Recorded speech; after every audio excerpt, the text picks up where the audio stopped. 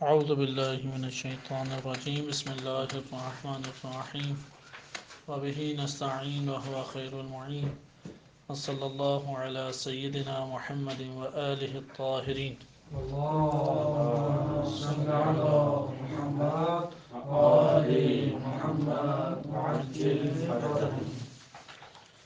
بدایت الحکمت کی مقدماتی مباحث آپ کی خدمت میں ذکر کیے جا رہے تھے. گزشتہ درس میں ہم نے ملا صدرہ رحمۃ اللہ علیہ کی حالات زندگی کو اجمالی صورت میں ملاحظہ کیا.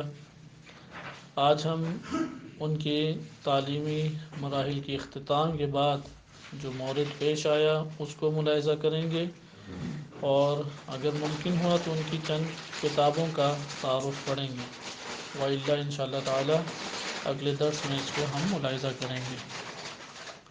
ملا صدرہ رحمۃ اللہ علیہ جب انہوں نے اجتہادی مراحل کو طے کیا اور حوزہ علمیہ میں بزرگ اساتذہ جیسے میر باقر داماد، شیخ بہائی اور میر تندرسکی اس جیسے معروف اساتذہ سے استفادہ کیا، اور تمام ادبیات کے مراحل اور دیگر مراحل طے کرنے کے بعد جب تحقیقات کو پیش کیا، اور تحقیقات میں معارف کو، کیونکہ پہلے وہ حکمت اشراق سے متاثر تھے، اس لیے انہوں نے جو معارف کے میدان میں تحقیقات پیش کی اس میں حکمت اشراق کی واضح جھلک موجود تھی، اور اس واضح جھلک کی وجہ سے جب حوزہ علمیہ میں یہ آثار آئے تو حوزہ علمیہ کی عمومی فضا جو فقہ اور حدیث سے متاثر تھی، لہذا فقہا نے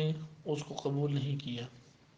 بالعموم سے مراد یہ ہوتا ہے اکثریت، وإلا چیدہ بزرگ ہستیاں ہر دور میں رہی ہیں کہ جو معارف کے ابواب میں دقیق اور عمیق معارف کو قبول فرماتے ہیں.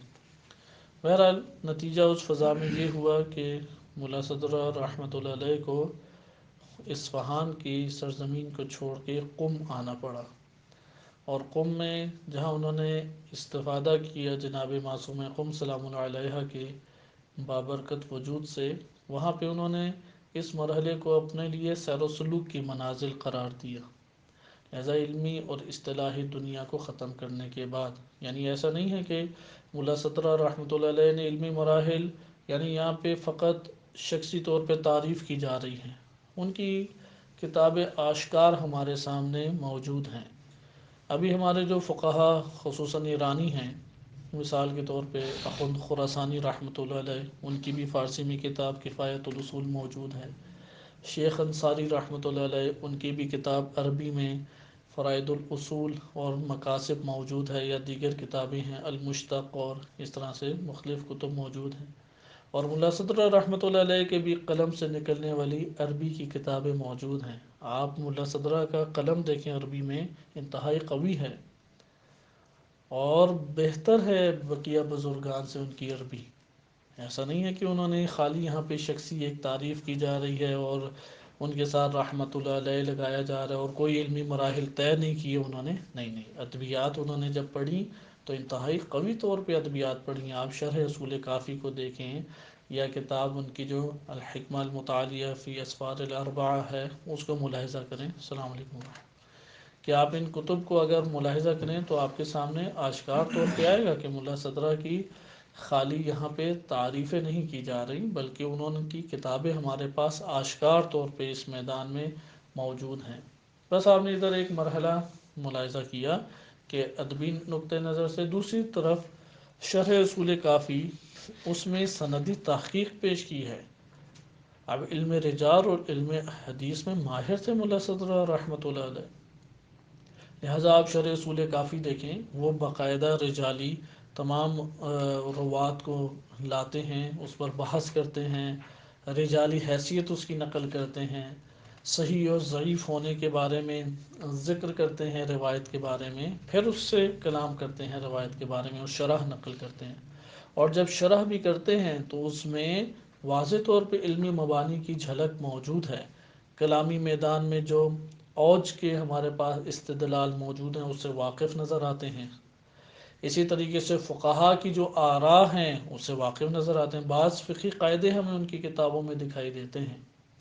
پھر فلسفے کے میدان میں وہ باقاعدہ ایک تسلط نظر آتا ہے ان کا، کہ منطق اور فلسفہ اسلامی کے اوپر باقاعدہ تسلط تھا، لہذا علمی میدان میں انہوں نے مراحل طے کیے ہیں۔ بعض اوقات ہوتا ہے کہ ایک شخصیت سے فقط منسوب کیا جاتا ہے کہ تمام اجتہادی مراحل طے کیے تاکہ اس کی شخصیت کو بڑھا کے پیش کیا جا سکے، یہاں پہ ایسا نہیں ہے، بلکہ ان کی اپنی کتابیں اس بات پہ واضح دلیل ہیں کہ انہوں نے تمام علمی مراحل انتہائی احسن طریقے سے طے کیے۔ فقہ اور اصول اور تفسیر پڑھی شیخ بہائی کے پاس، اور ملا صدرہ کی وفات ہے 1050، یقینی طور پہ وفات کا علم ہے، ان کی ولادت کے بارے میں احتمالات ہیں، اور شیخ بہائی کی وفات ہے 1031۔ اس کا یہ مطلب ہے کہ انہوں نے ایک بھرپور طریقے سے شیخ بہائی سے استفادہ کیا۔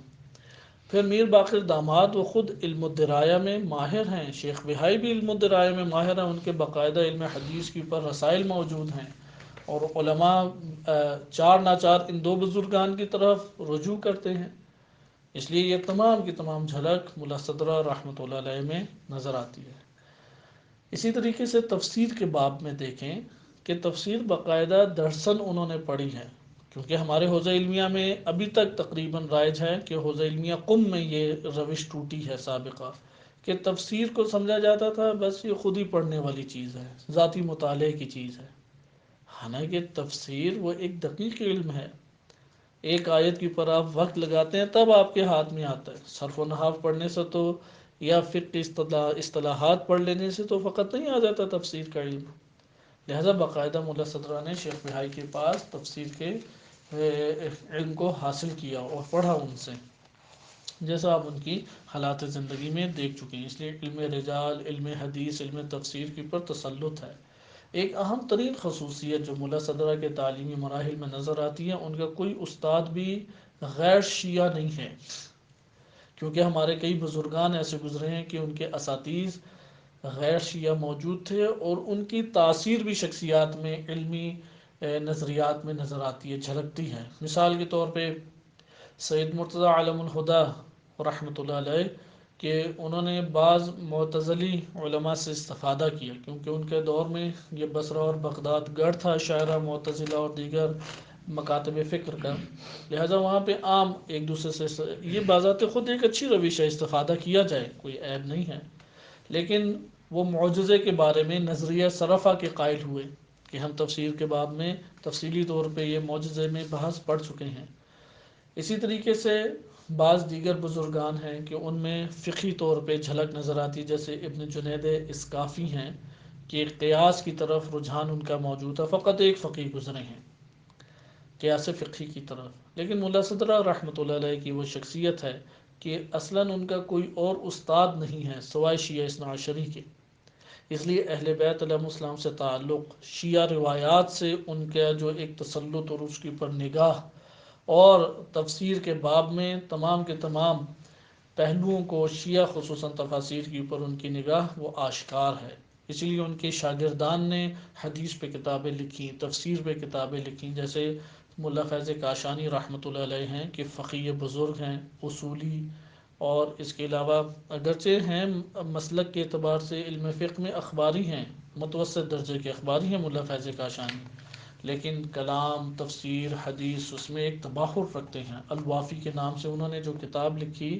تمام بہار الانوار سے پہلے گزرے ملا فیض کاشانی، صاحب بہار نے کیا کام کیا کہ جتنی ان سے پہلے احادیث تھیں ان کو ایک خاص ترتیب سے جمع کر کے اس کے اوپر تبصرہ انہوں نے نقل کیا اور اصلاح اس کی درستگی فرمائی۔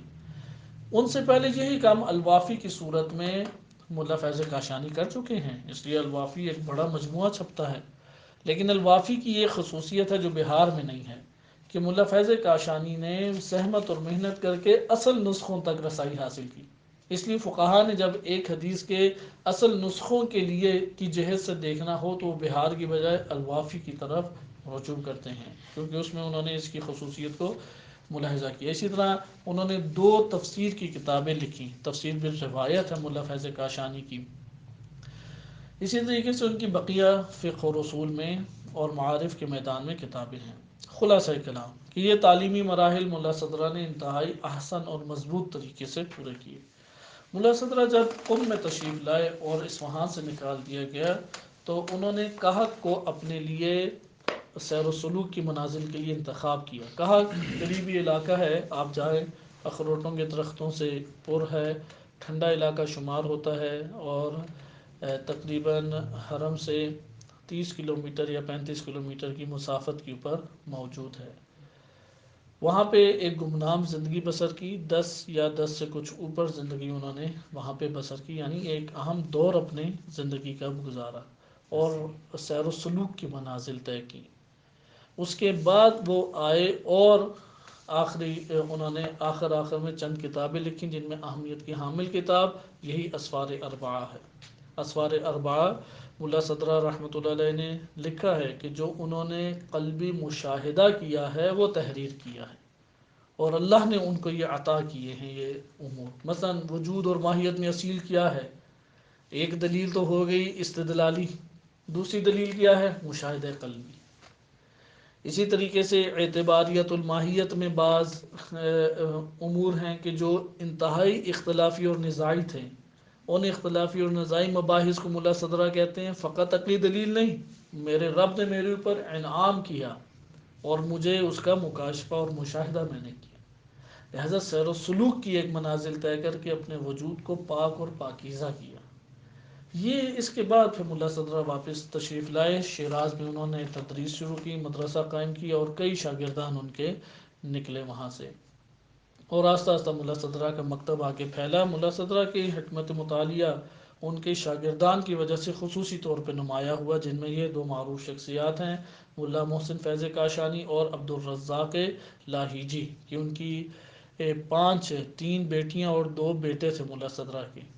ملا صدرہ کے 5 اولاد تھی، 3 بیٹیاں اور 2 بیٹے۔ بڑی بیٹی ان کی شادی ہوئی تھی عبدالرزاق لاہیجی سے، اور پھر دوسرے نمبر پہ ان کا بیٹا تھا جن کا نام ہے ابراہیم بن محمد بن ابراہیم شیرازی، اپنے والد کے نام پہ انہوں نے اپنے بیٹے کا نام رکھا۔ بہت بڑے فقیہ گزرے ہیں، اپنے والد کے منہج سے تھوڑے ہٹ کے انہوں نے زندگی بسر کی، اور عروۃ الوثقیٰ کتاب ان کی معروف ہے، غالباً تفسیر کے باب میں ہے، علم فقہ کے اوپر ان کے رسائل موجود ہیں۔ ابراہیم بن ملا صدرہ وہ معروف شخصیت شمار ہوتے ہیں فقہا کی فہرست میں۔ پھر تیسرے نمبر پہ ان کی بیٹی زبیدہ ہیں، جن کا خانم زبیدہ کی شادی ملا محسن فیض کاشانی سے ہوئی۔ پس ان کی 2 بیٹیوں کی شادی 2 شاگردوں سے ہوئی۔ ایک شاگرد کو ملا صدرہ رحمۃ اللہ علیہ نے خود لقب دیا فیاض کا، عبدالرزاق لاہیجی، انہیں فیاض کے لقب سے پکارا جاتا ہے، اور ملا محسن کا نام لقب پڑا فیض، انہیں فیض کا لقب انہوں نے دیا۔ عبدالرزاق لاہیجی بہت ایک قوی فلسفہ اور کلام میں شخصیت ہیں۔ شرح تجدید الاعتقاد جو حوزہ علمیہ میں درسی کتاب بھی علم کلام کی، اور خواجہ طوسی رحمۃ اللہ علیہ نے اس کتاب کو تحریر کی ہے، اس کی سب سے بہترین شرح جو شمار ہوتی ہے وہ عبدالرزاق لاہیجی کی کتاب شوارق الالہام ہے۔ شوارق الالہام عبدالرزاق لاہیجی کی کتاب ہے، یہ کتاب سب سے بہترین کتاب شمار ہوتی ہے۔ اس کی شرح یہ کہ تجدید الاعتقاد کی شرح ہے، 5 جلدوں کی اوپر ابھی چھپ چکی ہے، پہلے نہیں چھپی تھی، اور علماء کے خصوصی پیشنش، یعنی اس میں کلام انتہائی قوی اور مضبوط کلام ہے جو انہوں نے عبدالرزاق لاہیجی نے لکھا ہے۔ ان کی قبر مبارک بھی ادھر غالباً گزر خان کے قریب ہی ہے، کہ آپ جائیں گزر خان میں راستے میں ایک قبر بس نظر آتی ہے۔ جہاں تک ملا محسن فیض کاشانی کی بات ہے تو وہ بہت ان کی فقہ کے اوپر اس قدر تصانیف ہیں، یعنی فقہ و اصول اور حدیث پہ جو کام کیا ہے اس کی وجہ سے کسی نے ان کے اوپر تہمت زیادہ نہیں لگائی، وَإِلَّا ملا صدرہ کے فلسفے کو ان کے اپنے منہج کے مطابق بیان کرنے والے سب سے بڑی شخصیت ملا محسن فیض کاشانی ہے، لہذا انہوں نے کئی کتابیں لکھی اس موضوع کے اوپر کلامی اور فلسفی رنگ میں، لیکن وہ ہیں مخلوط، یعنی حدیث بھی ہے، آیت بھی ہے، استدلال فلسفی بھی ہے اور عرفانی رنگ بھی ہے۔ تفسیر بھی تو ہے نا ان کی؟ تفسیر ہے لیکن تفسیر بالروایت ہے، 2 تفسیریں ہیں ان کی، لیکن دونوں تفسیر بالروایت کے نام سے انہوں نے لکھی ہیں۔ بہرحال یہ ان کے خانوادے کا ایک تھا، بقیہ ان کی دو جو ہیں اولادیں وہ حضوی دنیا میں نامور نہیں ہیں، لیکن یہ تین افراد نامور ہیں۔ ملا محسن فیض کاشانی کے بعد ان کے مکتب کو پھیلانے والی ایک بڑی شخصیت ملا ہادی سبزواری ہیں، حکیم ہادی سبزواری، کہ یہ بھی اپنے ملا صدرہ کے ہی طریق پہ چلے کہ تمام علمی مراحل طے کرنے کے بعد انہوں نے ریاضت نفس کے لیے اپنے وطن کو چھوڑا، یہاں تک کہ واقعات ان کے معروف ہیں ہادی سبزواری صاحب کے، کہ ایک دفعہ وہ خاک روب یعنی صفائی کرنے والا نہیں ہوتا، اس روپ میں مدارس میں پھر چلے جاتے تھے اور خاک روب لگتے تھے اپنے نفس کی ریاضت کے لیے، یہ باتھ روم صاف کرنا، جھاڑو دینا۔ تو جہاں پہ فلسفے کی کلاسیں ہوا کرتی تھیں تو دیوار کے پیچھے سنا کرتے تھے، تو استاد مسئلہ غلط بیان کر رہا تھا تو وہاں پہ ان سے رہا نہیں گیا اور صحیح مسئلے کو بیان کیا، اور استاد نے تھوڑا ڈانٹ ڈپٹ بھی کی کہ تم اپنا ہی یہ صفائی کا کام کرو، تمہیں اس سے کیا لینا دینا۔ لیکن بعد میں جب اس نے غور کیا استاد نے تو کہا اس کی بات ٹھیک ہے، لیکن وہ اس دن اس جگہ کو چھوڑ کے چلے گئے۔ یعنی ایک ریاضت کا سفر انہوں نے ان علماء اور بزرگان نے طے کیا۔ اور حکیم سبزواری صاحب نے کتاب المنظومہ لکھی کہ تمام فلسفے کو شعری زبان میں ڈھالا، کہ شرح منظومہ آج کورس کا حصہ ہے، کہ بدایات الحکمہ کے بعد پڑھائی جاتی ہے نہایت الحکمہ، اور نہایت الحکمہ کے بعد شرح المنظومہ کو پڑھایا جاتا ہے، اور شرح منظومہ کے بعد کتاب الاسفار ہے۔ اور یہی سبزواری ہیں حکیم سبزواری کے غالباً شیخ مرتضیٰ انصاری رحمۃ اللہ علیہ نے ان سے قلیل طور پہ، اخند خراسانی نے تو یقیناً استفادہ کیا کہ اخند خراسانی رحمۃ اللہ علیہ افغانستان سے اصل میں تعلق رکھتے ہیں، ان کا نام خراسانی پڑ گیا نجف میں، تو یہ جب آئے تو تہران ٹھہرے، لیکن ان کے پاس سفر کا کرایہ نہیں تھا تو 3 سال وہاں پہ مقیم ہونا پڑا انہیں، یہاں تک کہ وہ تھک گئے، اور ان 3 سال میں انہوں نے حکیم سبزواری رحمۃ اللہ علیہ سے استفادہ کیا براہ راست، اس لیے عقلانی طور پہ انتہائی قوی بھی ہیں۔ اس کے بعد اخند خراسانی نے 1 سال کی نمازیں لی، اور نمازیں لے کے پیسے لیے اور فوراً نجف منتقل ہوئے، اور وہاں پہ وہ پھر نجف میں کبھی کبھی غالباً کربلا یا کسی اور شہر میں درس پڑھا کرتے تھے۔ وہاں پہ جب آئے تو درس میں استاد سوال شاگردوں سے پوچھتا تھا تو یہ کھڑے ہو کے جواب دیتے اور بالکل ٹھیک دیا کرتے تھے، یا بعض اوقات ایسا اشکال کرتے تھے کہ استاد جواب نہیں دے پاتا تھا، تو اس کی وجہ سے انہوں نے خود ہی لوگوں نے نام انہیں ملا خراسانی ڈال دیا، خند خراسانی، تب سے ان کا یہ نام پڑ گیا۔ خلاصہ کلام یہ کہ ملا صدرہ رحمۃ اللہ علیہ کا جو مکتب تھا حکمت مطالعہ، اس سے اصول فقہ متاثر ہوا، اور اصول فقہ سے علم فقہ متاثر ہوئی، اور استنباط کی دنیا میں اس کے اثرات ہمارے سامنے نمایاں ہوئے، کہ آج کفایت الاصول جو درس خارج سے پہلے کتاب پڑھی جاتی ہے اور اس کے بعد درس خارج جو اصول فقہ ہے وہ اسی کتاب پہ دیا جاتا ہے، وہ کتاب آج کے دور میں حکمت مطالعہ کو سمجھے بغیر سمجھنا ممکن نہیں ہے، کیونکہ جو حکمت مطالعہ پڑھتا ہے ملا صدرہ کا فلسفے سے واقف ہے، وہی یہ کتاب صحیح طرح سے پڑھ سکتے ہیں، اور یہ ہر طالب علم کو پڑھنا ضروری ہے، ورنہ کفایت الاصول والا قبول نہیں کرتے علماء کہ یہ عالم ہے، اور کفایت الاصول کو پڑھنے کے لیے فلسفہ ایک آج کے دور میں مقدمہ بن چکا ہے۔ آئیں آج ہم اس پہلو کو مد نظر رکھتے ہیں کہ ملا صدرہ رحمۃ اللہ علیہ نے جب کہت میں شروع کیا یہ سفر اور پھر مشاہدے تک پہنچے، تو وہاں سے ہمارے لیے ایک نیا باب کھلتا ہے۔ علماء اعلام میں یہ سیرت ہمیشہ موجود رہی ہے، بعض بزرگ علماء میں انتہائی واضح، تمام نہیں لیکن بعض میں واضح طور پہ یہ سیرت موجود رہی ہے کہ تزکیہ نفس کے لیے انہوں نے اپنے آپ کو خود ایک فرصت کے ماحول میں لائے، اس لیے اصطلاحات کی دنیا میں جو بند ہو کے رہ جاتا ہے ایک ناکام شخص کہلاتا ہے۔ اندر سے اصطلاحات مثلا صرف پڑھنے سے، نحو پڑھنے سے، منطق، فلسفہ یا اصول فقہ پڑھنے سے انسان کو اندر تو کوئی تبدیلی حاصل نہیں ہوتی، وہ جیسا معاشرے سے اٹھ کے آیا تھا اس کے علاوہ اثرات نہیں ہیں، کیونکہ انسان کو جو تبدیل کرتی ہیں وہ معارف کی دنیا ہے، اخلاق کی دنیا ہے، یا انسان کو تہذیب نفس کی دنیا ہے، وَإِلَّا اصطلاحات ہی اصطلاحات، کہ جیسا بعض علماء بیان فرماتے ہیں کہ ایک انسان مرکب بن جاتا ہے حجاب اکبر، یہ جتنے دیگر حجاب ہیں یہ تو چھوٹے ہیں حجاب، لیکن جو علمی اصطلاحات کا ایک رکاوٹ کھڑی ہوتی ہے کہ انسان اپنے آپ کو سمجھتا عالم ہے، لیکن کھڑا ہوتا ہے وہ ایک جاہلانہ، عملی طور پہ ایک جاہلانہ مرتبے پہ. لہٰذا اس کو توڑنے کے لیے ایک ریاضت کی دنیا کو اختیار کرتے ہیں. کلمہ ریاضت کو بعض لوگوں نے بدنام کیا، جبکہ یہی کلمہ نہج البلاغہ میں بھی استعمال ہوا اور بعض روایات میں بھی باقاعدہ استعمال ہوا ہے. اس لیے یہ کلمہ بذات خود ایک بدنام کلمہ نہیں ہے. اس مقام پہ آئیں ہم دیکھیں کہ مکتب تشیع میں اگر عرفان عملی پایا جائے تو اس کی کیا صورت بنتی ہے.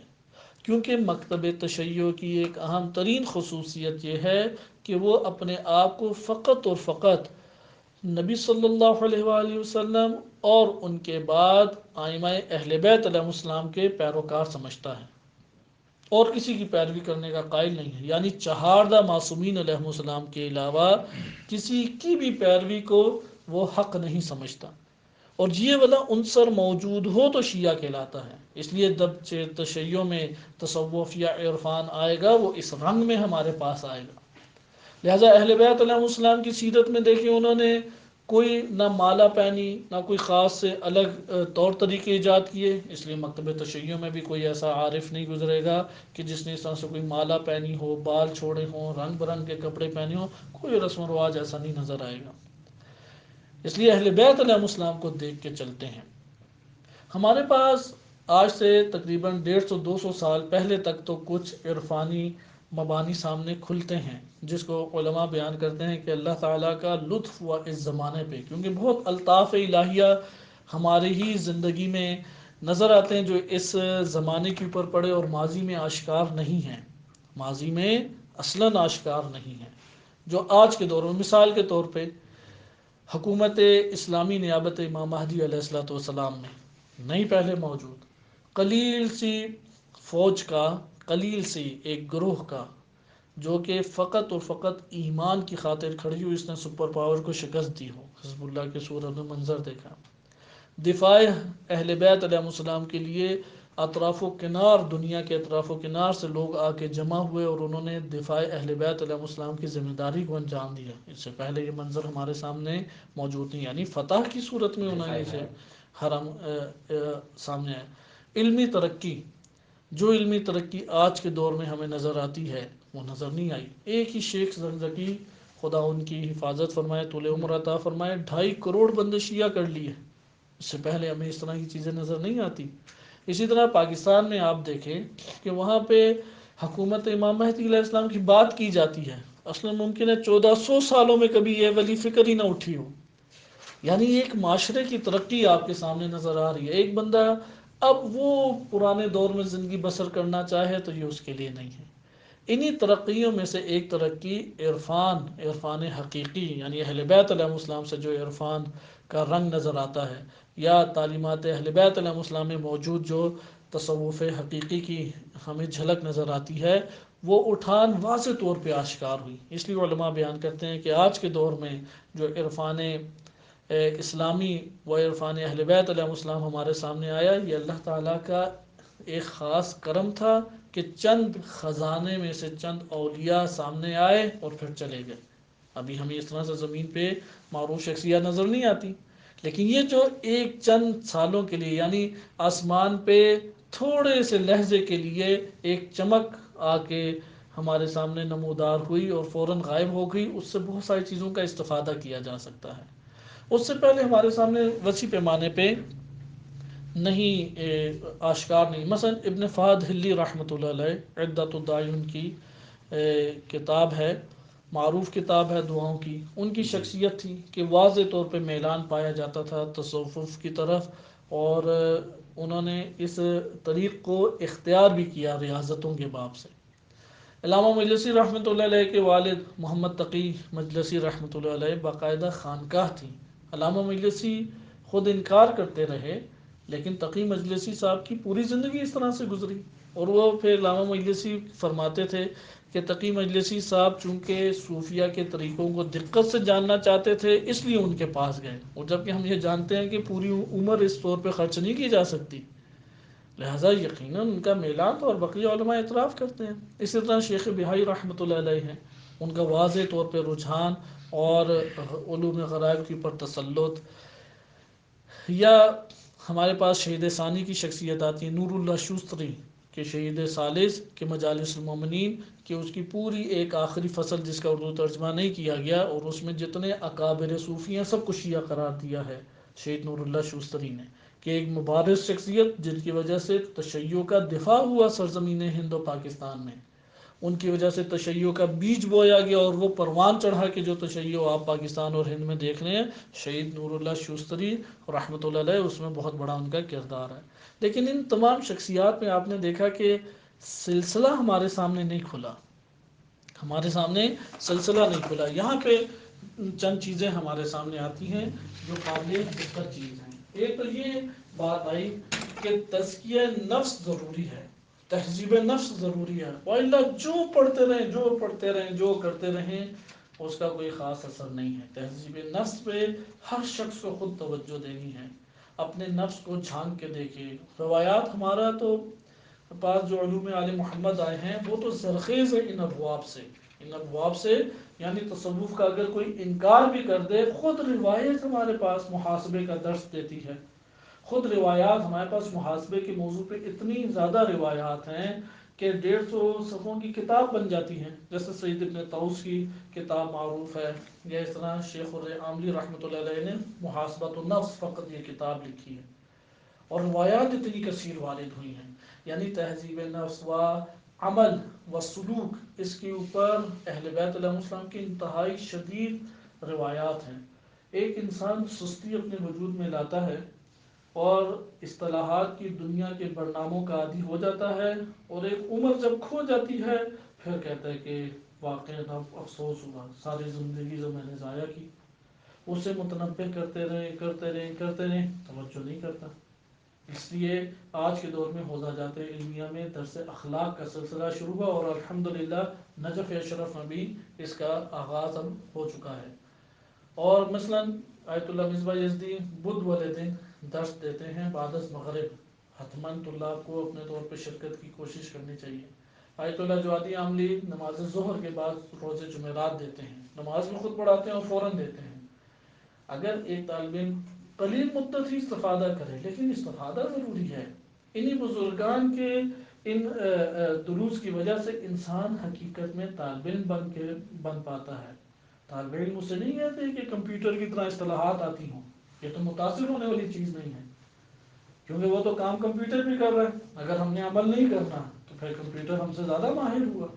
اس لیے تہذیب نفس کے اوپر خصوصی توجہ دی گئی. بالفاظ دیگر کہ جیسے بزرگ علماء بیان کرتے ہیں کہ عالم مفہوم میں فقط زندگی بسر نہ کریں، قرآن کی ایک آیت کو سمجھا پھر دوسری آیت، دوسری سے تیسری، تیسری سے چوتھی، اسی طرح ایک حدیث پڑھی اس سے دوسری، دوسری سے تیسری، بس عالم مفہوم میں ساری عمر گزار دی. عالم دنیا میں کب آپ نے قدم رکھا؟ آپ اپنے قدموں سے چل کے کب اللہ کی بارگاہ میں پہنچے؟ آپ تو بس اپنے تصورات میں اڑتے رہے، تخیلات میں زندگی بسر کرتے رہے. ایک طالب علم تخیلات کے لیے تو نہیں آیا. مثلا زندگی کے اصول، زندگی گھرانے کے اصول کہاں سے لیں؟ معاشرے سے لے لیں. حوزہ علمیہ میں تو نہیں پڑھایا جاتا کہ سیرت فاطمہ سلام اللہ علیہا کیا تھی. حوزہ علمیہ میں تو نہیں آتا سیرت خدیجہ سلام اللہ علیہا کیا تھی. اب ایک بندے نے کبھی زندگی میں پڑھا ہی نہیں، نہ سوچا ہے، وہ مجتہد بھی بن جائے تو اس کے گھرانے میں آ جائیں گی یہ چیزیں. وہ اپنے گھرانے کے مسائل کہاں سے حل کرے گا؟ اپنے نفس سے یا معاشرے سے. اور پھر کیا کہے گا؟ میں عالم، میں پیروکار اہل بیت علیہ السلام. کیسے پیروکار اہل بیت علیہ السلام؟ کیونکہ اس نے نہ معارف حاصل کیے اور نہ ہی اس نے اپنے وجود پہ کام کیا. یہاں سے آج کے دور میں الحمدللہ ہمارے پاس چند چیزیں آئیں کہ پچھلے دور جو ابھی واقعہ آپ کے سامنے بیان کیا جائے گا اس سے پہلے کا دور آشکار نہیں ہے. لیکن قبل اس کے واقعہ بیان کروں اور تہذیب نفس کا جو ہمارے سامنے ایک سلسلہ آج حوزہ علمیہ میں کھلا، کیونکہ مخالفین بھی اس حوالے سے موجود ہیں، ان کی تاریخ آپ کے سامنے مدرسہ تفقیق کے عنوان سے بیان ہو چکی. تو تصوف کو جو ہم نے پڑھا وہ کلی طور پہ پڑھا. لیکن آج ہم ملا صدرہ کے اسی واقعے کے بعد ہم جس پہلو کو پڑھ رہے ہیں وہ فقط مکتب تشیع کے ساتھ خاص ہے. مکتب تشیع کے اندر جو سلسلے موجود ہیں، ایک سلسلہ تو وہ ہیں کہ جن کو انحرافی گروہ کہا جاتا ہے. ان کو کسی بھی صورت میں تصوف یا عرفان نہیں کہنا چاہیے، جیسے گناہ آبادی ہیں. یہ مجرمین فاسقین لوگ ہیں. مجرمین فاسقین، ہم نے شروع سے ہی تصوف اور عرفان کو ان مجرمین سے جدا کیا ہے. گناہ آبادی کے ابھی بھی ایران میں جو حوادث ہوئے کہ اس میں انہوں نے کئی پولیس والوں پہ پورے کے پورا ایک ٹرک چڑھا دیا، کوئی خنجر مار کے چلے گئے، گاڑیوں کو آگ لگا دی کیونکہ ان کے پیر کو پکڑ کے گرفتار کیا تھا. یہ پچھلے 2 ہفتے پہلے واقعہ پیش آیا. تو یہ والے ہمارے مد نظر نہیں ہیں. اس لیے یہ مثلا انہوں نے یہ گناہ بادی سلسلہ لمبے لمبے بال رکھے ہوتے ہیں اور مونچھیں لمبی لمبی رکھی ہیں، یا ٹینٹ کرائی ہوئی ہے اور داڑھی ہے ہی نہیں، اور اپنے آپ کو ولی اللہ کہتے ہیں. یہ مجرمین اور گمراہ لوگ ہیں. جب ہم کہتے ہیں علماء کے درمیان سلسلہ عرفان، تو اس سے یہ گمراہ لوگ مراد نہیں ہوتے. اور جن کے بھی ہم نام بزرگان کے لیتے ہیں وہ ان کی روش سے کاملاً باہر ہیں. اس لیے قبل اس کے کہ ہم تشیع میں آج کے دور میں حالیہ دوار میں عرفان اور تصوف کو مد نظر رکھیں، تو یہ پہلا نقطہ ہمیں جاننا چاہیے کہ رسومات سے باہر ہیں. یعنی رسومات کا کوئی عنصر نہیں پایا جاتا ہے مکتب اہل بیت علیہ السلام میں جس عرفان کی جھلک ہے. رسومات سے باہر ہیں کیا مطلب؟ یعنی ظاہراً وہ علماء کی طرح امامہ یا باقبہ پہنے ہوں گے اگر علماء میں سے ہیں. عوام میں سے ہے پیشہ، جس طرح سے دیگر پیشہ ور لوگ جاتے ہیں اور جاب کرتے ہیں، نوکری کرتے ہیں، کاروبار کرتے ہیں. یہ بھی نوکری کاروبار کر رہے ہیں. نہ کوئی مالا پہنی ہوئی ہے، نہ کوئی بالی پہنی ہوئی ہے، نہ کوئی دعوے عجیب و غریب سے کر رہے ہیں ادھر ادھر کے. کوئی ایسی چیز نہیں، یعنی رسومات نہیں ہے. دوسری چیز رہبانیت نہیں ہے. رہبانیت تھی کہ دنیا سے کنارہ کش ہو کے خانقاہیں فقط آباد کی اور اجتماعی زندگی سے کٹ گئے. یہ اجتماعی زندگی سے کٹنا، اور یہ تعجب آور بات ہے کہ جو اس وقت ہمارے ہاں عرفان اور تصوف حقیقی کی جھلک ابھری، اس کی مخالفت شدت سے کرنے والے خود رہبانیت کے شکار ہیں، اور کہتے ہیں کہ حکومت اسلامی نہیں ہونی چاہیے، اجتماعی امور نہیں ہونے چاہیے، دفاع نہیں ہونا چاہیے، اور دشمن آئے جو مرضی کر جائے. لہذا تعجب آور بات ہے. اس لیے جو آج کے دور میں، اس لیے اسے حقیقی عرفان کا نام دیا گیا ہے، کیونکہ رہبانیت کی اس میں جھلک نہیں ہے، خانقاہیت کی اس میں جھلک نہیں ہے. اس لیے آپ نے نہیں دیکھا ہوگا کہ کوئی عارف ہو اور وہ رہبانیت کے شکار ہو نامور عرفاء میں. مثلا آیت اللہ حسن زادہ آملی، خدا ان کو حفاظت فرمائے اور طول عمر عطا فرمائے، وہ خود اس قدر شکنجوں میں رہے ہیں جب انقلاب آیا کہ ان کی پسلیاں، یہ سینہ کی پسلیاں ٹوٹ گئیں. بعد میں ان کو علاج کرانا پڑا، ابھی بڑھاپے میں یہ درد دوبارہ نکل آیا. ان کے بعض نامور شاگرد ہیں دفاع حرم اہل بیت کے لیے تشریف لے کے گئے، آیت اللہ ہیں، مجتہد ہیں، سفید ریش ہیں، لیکن وہ عراق میں جا کے انہوں نے سامرا اور حرم اہل بیت کا دفاع کیا. اسی طریقے سے بقیہ ہیں، آیت اللہ بہاؤدینی تھے کہ جو شہید ایک معروف ہیں ادھر پاسداران انقلاب اسلامی کے، شہید سیداوی نام ہے یا اس طرح سے کوئی ان کا نام ہے. وہ ایک گہرا تعلق رکھتے تھے، اور اکثر افراد جو پاکیزہ افراد تھے آیت اللہ بہاؤدینی کے ساتھ منسلک تھے. اسی طرح آیت اللہ بہجت دیکھیں، لوگوں میں زندگی بسر کرتے تھے، کوئی خانقاہوں میں تھوڑی زندگی بسر کی. درس دیتے تھے، درس خارج دیتے تھے، تقلید ہوتی تھی، لوگ مسائل لے کے آتے تھے. کبھی ان کو اپنی ہی ادھر ادھر کی کرامتوں میں انہوں نے نہیں الجھایا. کہتے تھے تمہارا حال امام حسین علیہ السلام کے حرم کی زیارت میں ہے. کسی کو کہتے تھے امام مہدی علیہ السلام ان کے ذکر کرو، کوئی کسی کو کہتے تھے کہ اتنی دفعہ فلاں ذکر پڑھو، اللہ سے جا کے دعا کرو. لہذا حل بتاتے تھے. اجتماعی زندگی رہبانیت کی جھلک موجود نہیں ہے. نمبر 3 کہ دعوے موجود نہیں ہیں. جو بیجا دعوے ہوتے ہیں، بیجا دعوے جس کے اوپر محدث نوری رحمۃ اللہ علیہ نے اشکال کیا، انہوں نے بھی انہی چیزوں کے اوپر اشکال کیا. بیجا دعوے نہیں کرنے والے، ابھی تک آپ نے کسی کا نہیں سنا ہوگا کہ جو بیجا دعوے کرے کہ میں ایک کونے سے اڑ کے دوسرے کونے میں پہنچ گیا، فلاں میری امام سے ملاقات ہوئی، رسول صلی اللہ علیہ وسلم سے. یہ جیسے پاکستان میں بعض صوفیہ یا ان کے سربراہان ہیں کہ وہ ٹکٹ بھی رسول اللہ کو دیتے ہیں اور رسول اللہ پھر پاکستان آتے ہیں. عجیب و غریب ہیں قادری گروپ اور اس طرح کے بیجا دعوے کرنے والے ہیں. اس کے برعکس یہاں پہ بھی ایک ہمیں لمحہ فکری ہے، تعجب آور بات کہ جو عرفان کی شدت سے نفی کرنے والے ہیں، شدت سے نفی کرنے والے، حکومت اسلامی کی شدت سے نفی کرنے والے، یہ انہی میں سے ایک انجمن حجتیہ اور مدرسہ تفقیق، ان کے اندر رؤسا جو ہیں انہوں نے عجیب و غریب دعوے کی. مثلا بعض اوقات اس طرح کے دعوے بھی موجود ہیں کہ فلاں پاکستان کے ایک کونے میں ایک طالب علم ہے کہ جو ان کے نہیں آ رہا محافل میں، کہتے ہیں کہ فلاں عالم نے خواب میں امام مہدی علیہ السلام کو دیکھا، امام مہدی علیہ السلام فرمائے تھے آغائے بزرگ برادر آپ تشریف نہیں لاتے آج کل محافل میں. پھر اس کو یہ بات بتاتے ہیں اور وہ بڑے ایک شوق اور ولولے سے آتا ہے. یہ باتیں مناسب نہیں. امام مہدی علیہ السلام ان کی روش اور سیرت اس سے بالا تر ہے. لہذا عجیب و غریب دعوے کر کے لوگوں کو اپنے گرد انہوں نے چلایا کہ ہمارا امام مہدی علیہ السلام سے تعلق ہے، ہمارے کورسز جو ہیں وہ امام مہدی علیہ السلام کی طرف سے دستخط شدہ ہیں اور پائے ثبوت تک پہنچے ہوئے ہیں، کوئی ان میں خطا نہیں ہے. اب جب یہ باتیں عوام الناس کو بتاتے ہیں تو ابھی اسی طرح کا اعتقاد قائم کرتی ہیں. لیکن یہاں پہ جاؤ آپ عرفان حقیقی کی جھلک دیکھتے ہیں، اس میں اس طرح کے دعوے آپ کو نظر نہیں آتے.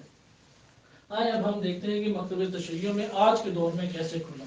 ایک تو پرانے دور میں جیسا ملا صدر رحمۃ اللہ علیہ نے انہوں نے کہا کہ میں نے مشاہدہ قلبی کیا ہے. مشاہدہ قلبی میں وہ بیان کرتے ہیں حقائق کو، نہ کہ بڑے بڑے دعوے جس طرح سے موجود ہیں آج کے دور میں. مخالفین کے اندر ہمیں زیادہ دعوے نظر آتے ہیں رہبانیت کے عناصر. لیکن ایک سلسلہ ہمارے پاس کھل گیا، وہ اس طرح سے ہے کہ ایک شخصیت تھی جن کا نام ہے سید علی شوستری. سید علی شوستری شیخ مرتضی انصاری رحمۃ اللہ علیہ کے دور میں زندگی بسر کرتے رہے ہیں. جب صاحب جواہر محمد حسن نجفی کا انتقال ہو گیا تو مجتہد اجتہاد کی مرجعیت کی کرسی کے اوپر شیخ مرتضی انصاری رحمۃ اللہ علیہ وہ بیٹھے.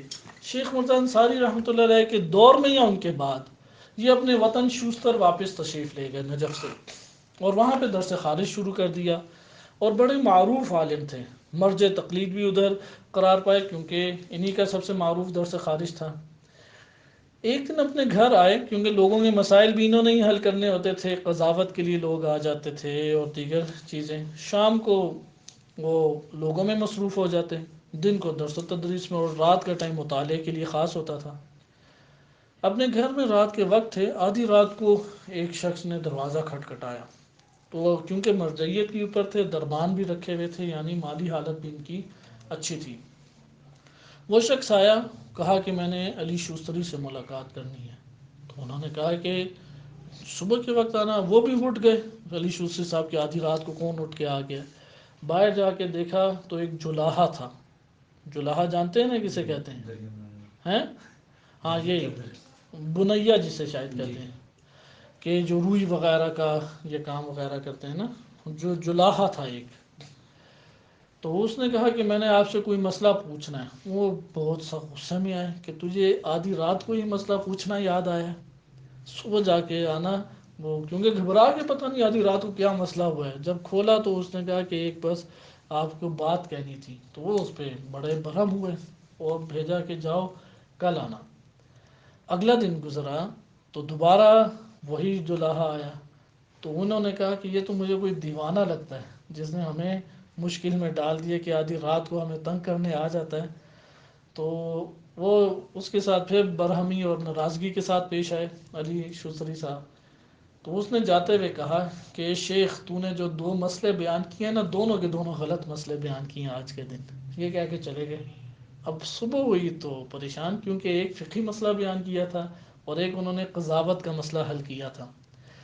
اور قضاوت کے مسئلے میں انہوں نے اسانید ان کے سامنے لائی گئی تھی اور وہ اسانید کے مطابق انہوں نے پھر فیصلہ کر دیا. تو یہ جولاہا کہہ کے گیا وہ اسانید جعلی تھی اور حقیقی اسانید ادھر پڑی ہوئی ہیں، تم ادھر گھر میں جاؤ.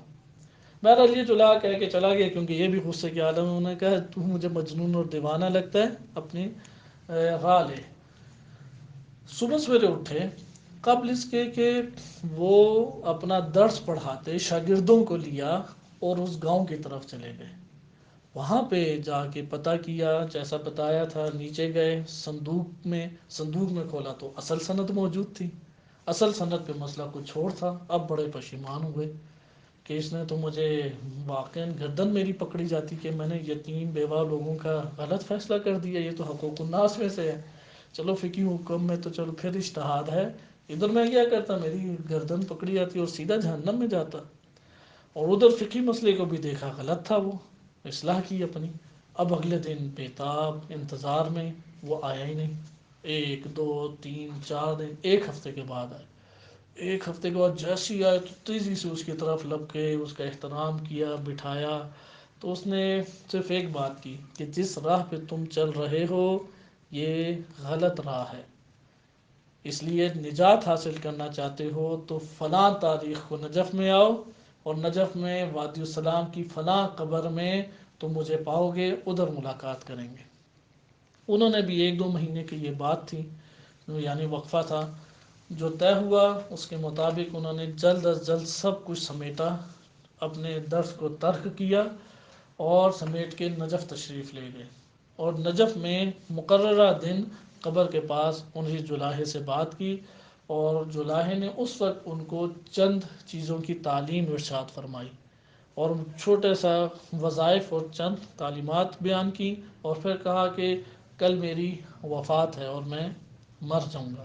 یہ کہہ کے وہ جولاہا چلا گیا، اور یہ حیران کی پریشان اور ششدر کھڑے ہیں۔ بہرحال جو وظیفہ دیا یا جو وظائف بیان کی اسے قوت کے ساتھ پکڑ لیا، اور سید علی شوستری نے درس اخلاق وہاں پہ شروع کیا۔ لہٰذا یہاں سے ایک پوری کی پوری زمانے میں کروٹ بدلی، اور سید علی شوستری کے درس اخلاق میں جو شاگردان قریب ہوئے انہی وظائف کی پر ان کی تربیت فرمائی، اور ان میں ایک معروف شخصیت سید علی شوستری کے بعد آئی کہ جن کا نام ہے محمد حسین قلی ہمدانی۔ محمد حسین قلی ہمدانی، یہ معروف شخصیت محمد حسین قلی ہمدانی، انہوں نے اپنے ہی استاد کی روش پہ چلے اور دونوں ہاتھوں سے محکم طور پہ اپنے استاد کے ساتھ ہو لیے، اور وظائف کے اوپر عمل کیا، اور ان کے بعد درس اخلاق دینے والے بنے۔ محمد حسین قلی ہمدانی نے کئی شاگرد پیدا کیے، جن میں سے ایک بہت بڑا نام وہ سید احمد کربلائی کا ہے۔ اور اسی دور میں ایک دوسری شخصیت ہے جواد ملکی تبریزی، جو کہ امام خمینی رحمۃ اللہ علیہ کے بھی استاد ہیں، اور یہ شیخان میں ان کی قبر مبارک بھی ہے۔ جواد ملکی تبریزی کی کتاب ہے لقاء اللہ، ہے ایک المراقبات کے نام سے ہے۔ انہوں نے لقاء اللہ یا مراقبات کے آغاز میں خود مقدمہ لکھا ہے، اور محمد حسین قلی ہمدانی کے واقعات بھی نقل کیے ہیں۔ بہت عظیم شخصیت گزری ہیں محمد قلی ہمدانی۔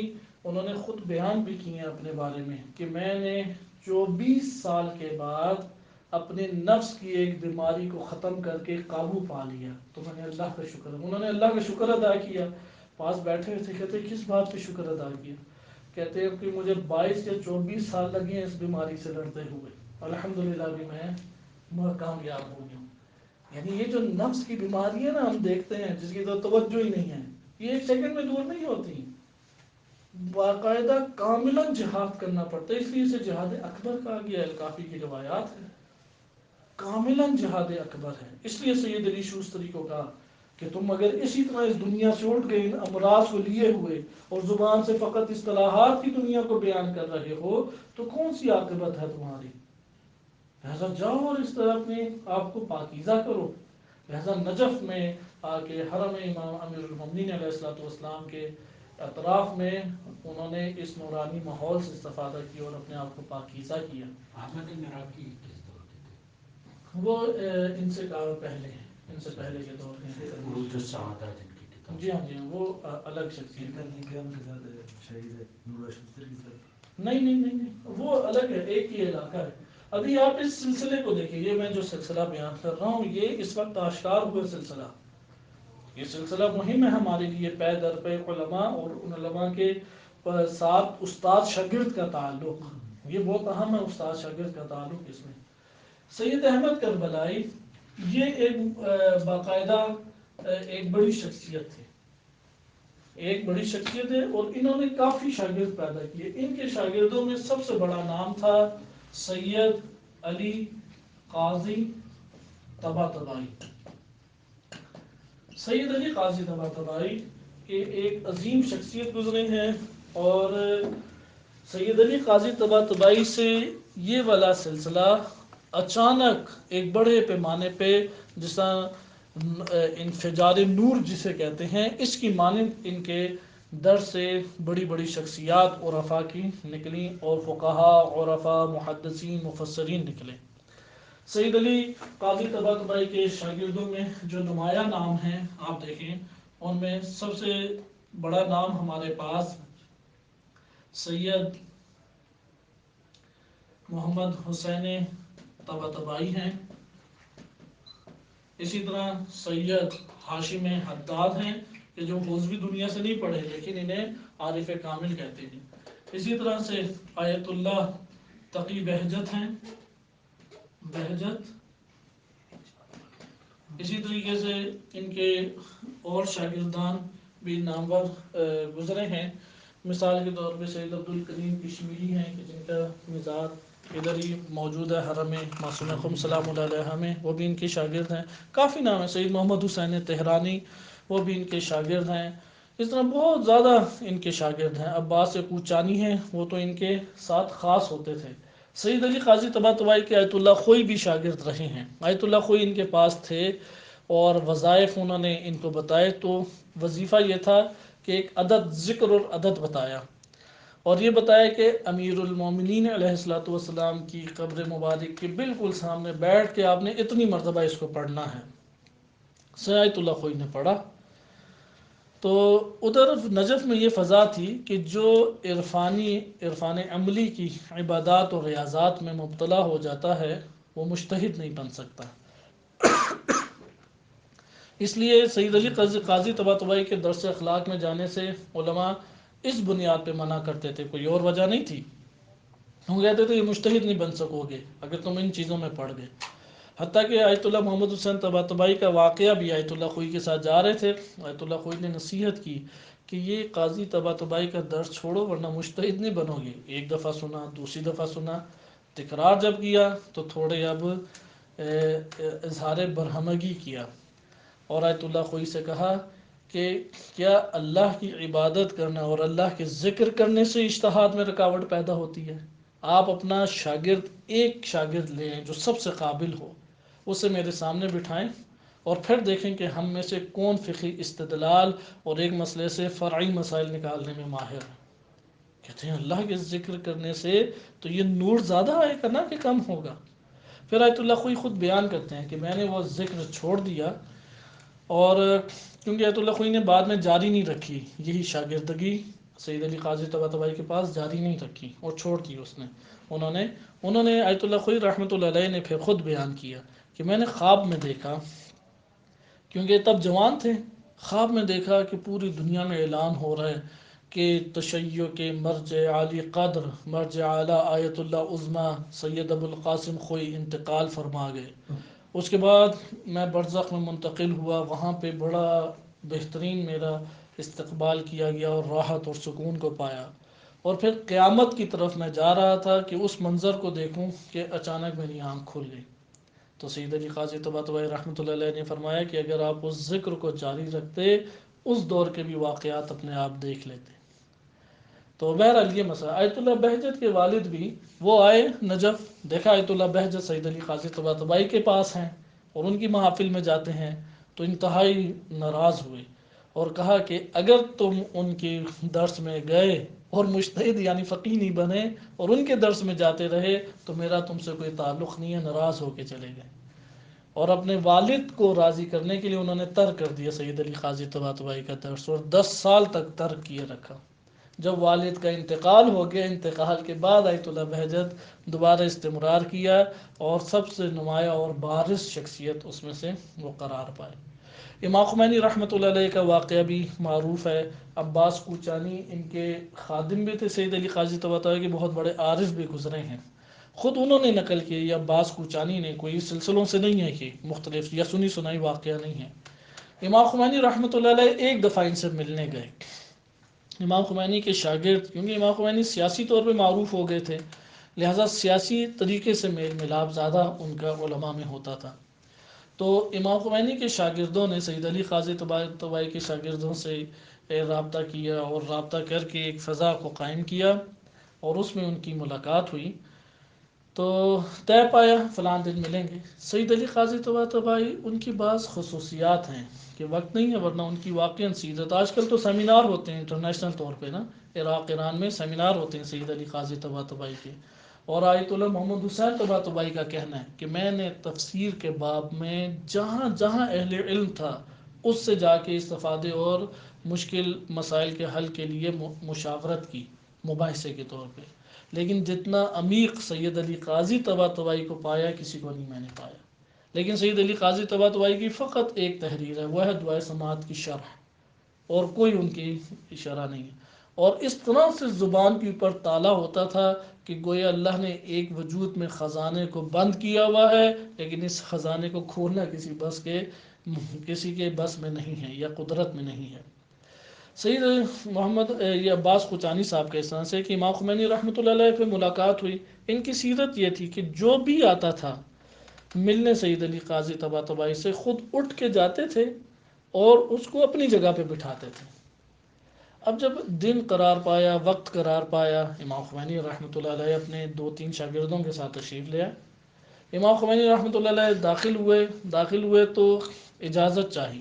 اب سید علی قاضی طباطبائی اٹھے ہی نہیں. انہوں نے پھر اجازت چاہی تو جواب دیا کہ آ جائیں، تشریف لائے.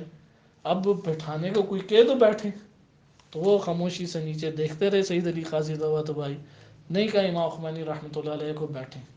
تو دونوں تھوڑی دیر کے لیے زمین کے اوپر نظر جھکائے ہی وہ امام خمینی کھڑے رہے کہ بیٹھے رہے. اس کے بعد امام خمینی کو کہا ایک سائڈ پہ بیٹھ جائیں. پھر چپ، کوئی ان سے نہیں پوچھا.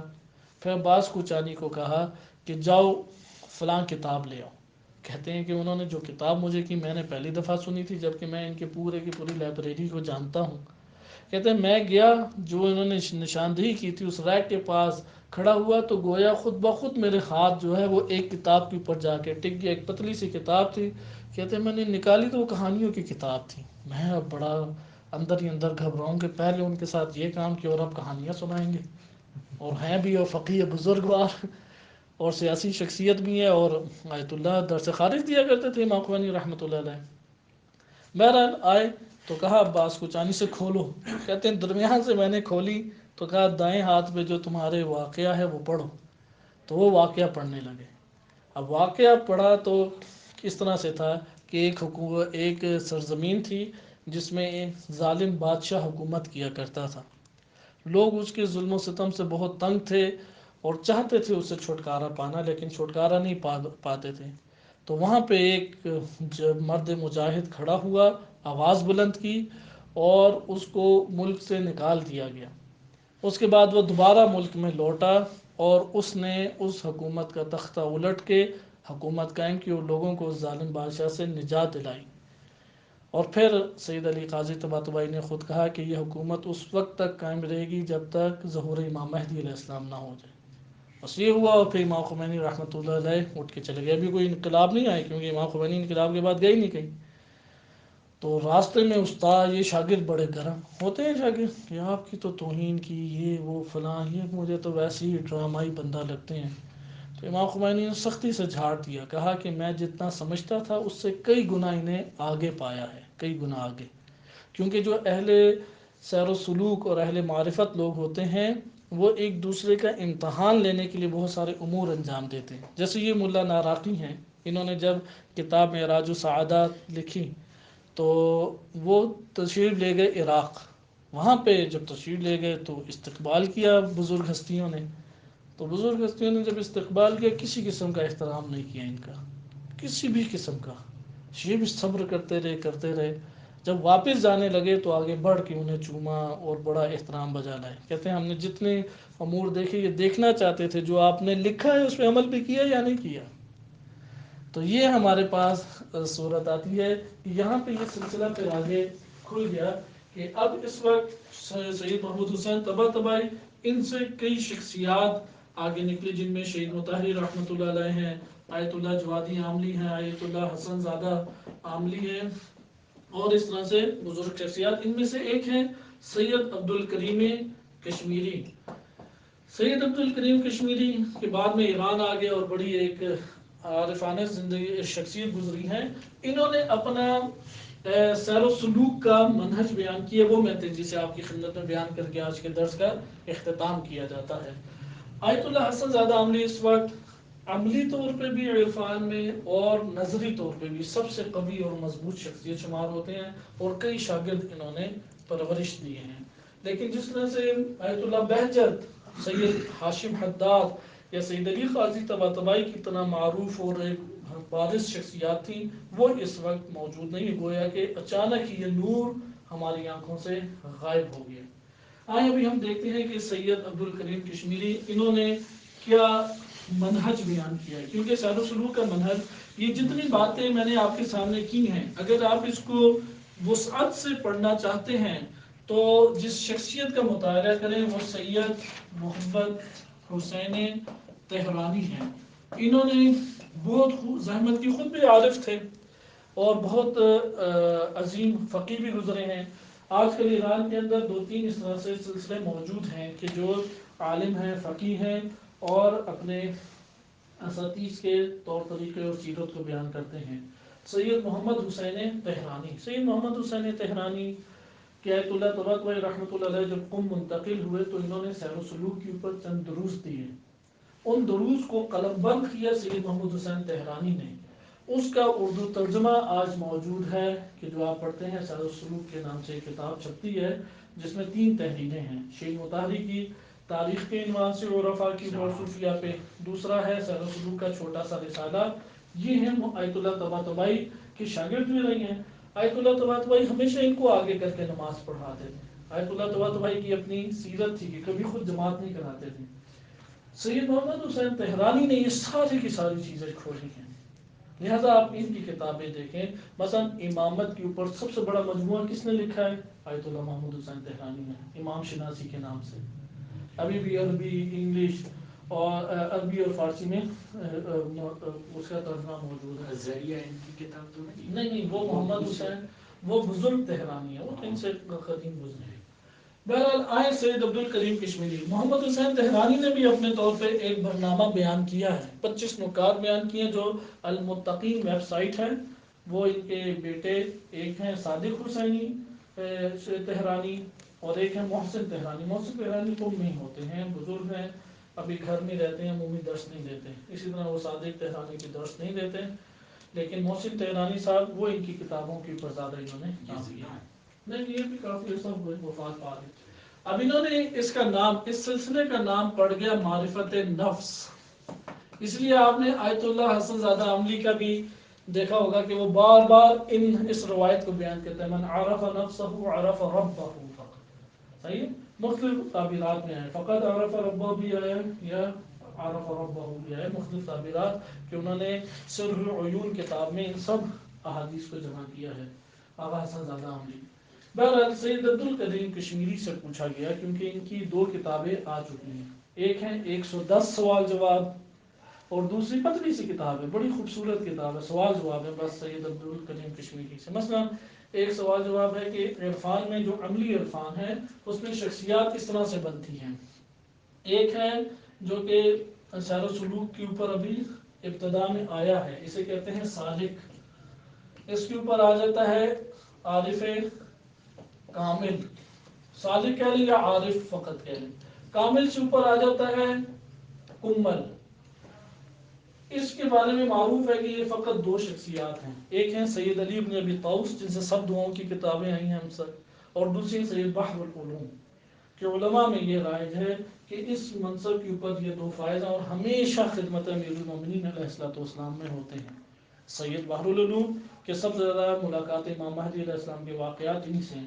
اور سید بحر العلوم کا ایک رسالہ بھی ہے سیر السلوک، جس میں انہوں نے اس حدیث سے آغاز کیا کہ جو شخص 40 دن ایک عمل انجام دے اس کے وجود سے وہ چشمے پھوٹ پڑتے ہیں. سید مہدی بحر العلوم. عارف کامل پھر دوسرا ہے، اور پھر یہ اب یہاں پہ ان سے پوچھا گیا سید عبد الکریم کشمیری سے کہ آپ کی نظر میں کون ہے عارف کامل؟ انہوں نے کہا کہ میری نظر میں فقط دو شخصیات ہیں، ایک سید ہاشم حداد ہیں اور دوسرے ایت اللہ بہجت ہیں۔ پھر اس طرح سے اور سوال جواب، اور ایک ہے انہوں نے سیر و سلوک کا برنامہ بیان کیا ہے، یہ دو کتابیں مارکیٹ میں مل جاتی ہیں۔ بہرحال انہوں نے جو برنامہ بیان کیا ہے وہ اس طرح سے ہے کہ یہ 3 حصوں پہ تقسیم ہوتا ہے۔ ایک ہے معرفت ولایت، یا یہ کہہ لیں کہ اس کو مرتبہ ولایت سے بھی آپ تعبیر کر سکتے ہیں، صادق یا عادل، ٹھیک ہے۔ یہ دیکھیں، اسے معرفت نفس کو سمجھیں تاکہ ہماری گفتگو آج کے دن ختم ہو انشاءاللہ تعالی، پھر ملا صدر اور رحمۃ اللہ علیہ کی کتابوں کا ایک تعارف پیش ہوگا۔ معرفت نفس، اس میں ایک ہے معرفت ولایت،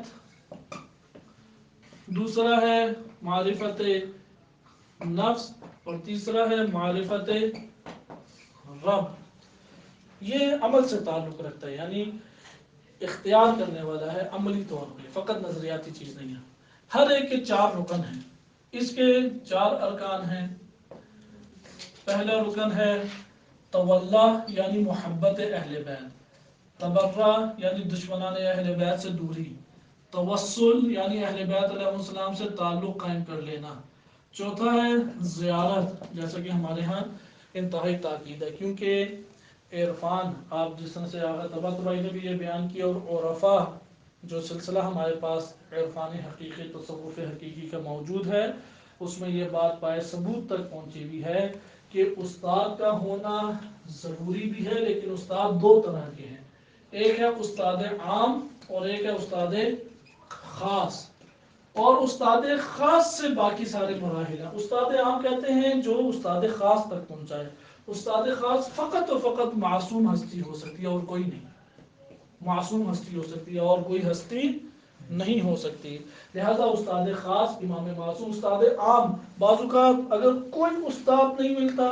کتابیں ہی استاد بن جاتی ہیں، یعنی امام معصوم تک پہنچنا ضروری ہے، اس کے بعد بقیہ مراتب ہیں، اور یہ جدا کر دیتا ہے بقیہ تصوف سے۔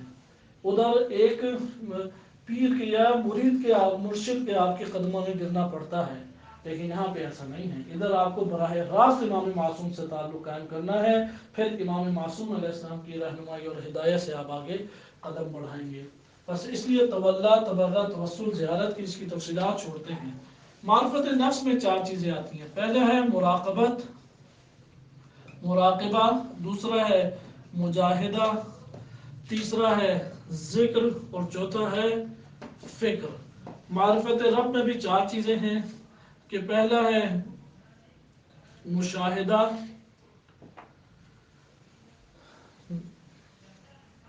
پہلا ہے مکاشفہ،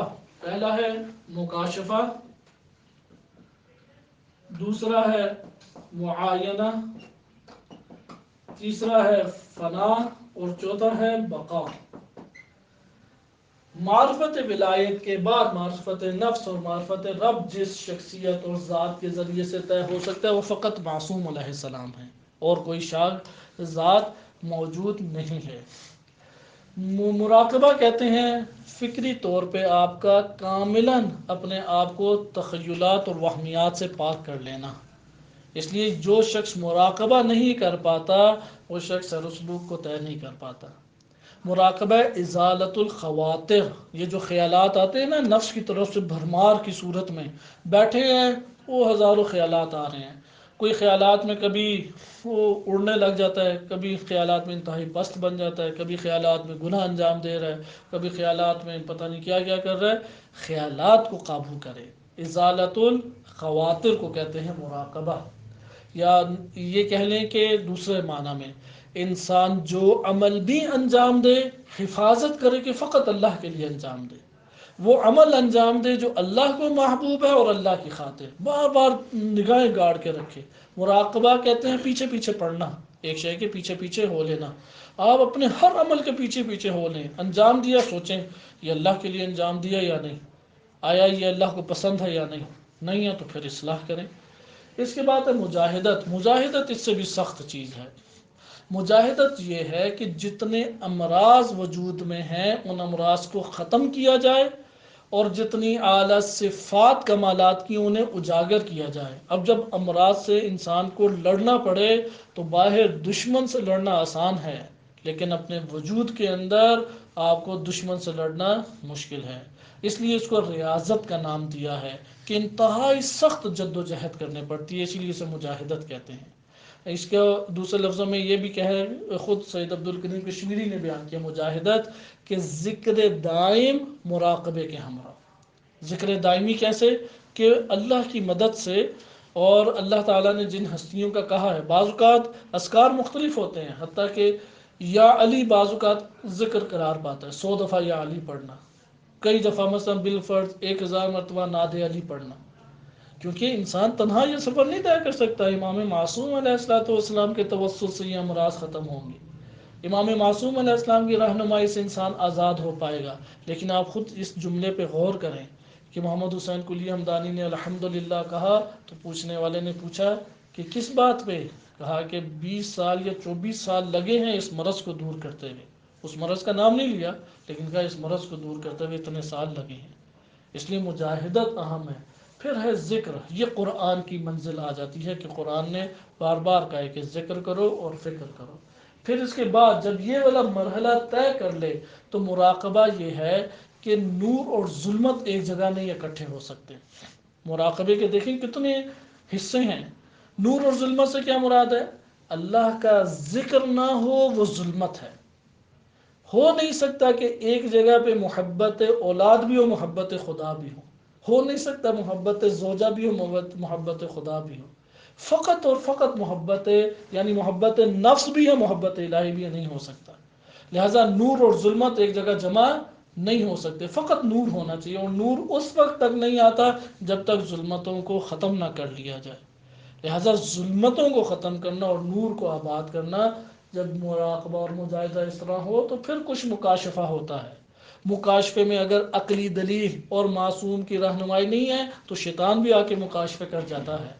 اس لیے کہا گیا کہ عقلی دلیل کا ہونا ضروری ہے، اور اسی لیے علماء کہتے ہیں کہ فلسفہ اسلامی کو پڑھنا ضروری ہے، وإلا مکاشفے کے میدان میں آپ ہار جائیں گے۔ دیکھیں کتنی آگے کی منزل پہ انسان گر جاتا ہے، اور بڑی بڑی شخصیات جا کے مکاشفے کی منزل پہ گری ہیں۔ مکاشفے میں کامیاب ہو جائے تو آگے انسان ایک پورا کا پورا جہان ہے، معینہ، فنا اور بقا۔ وصلی اللہ علی سیدنا محمد وآلہ الطاہرین۔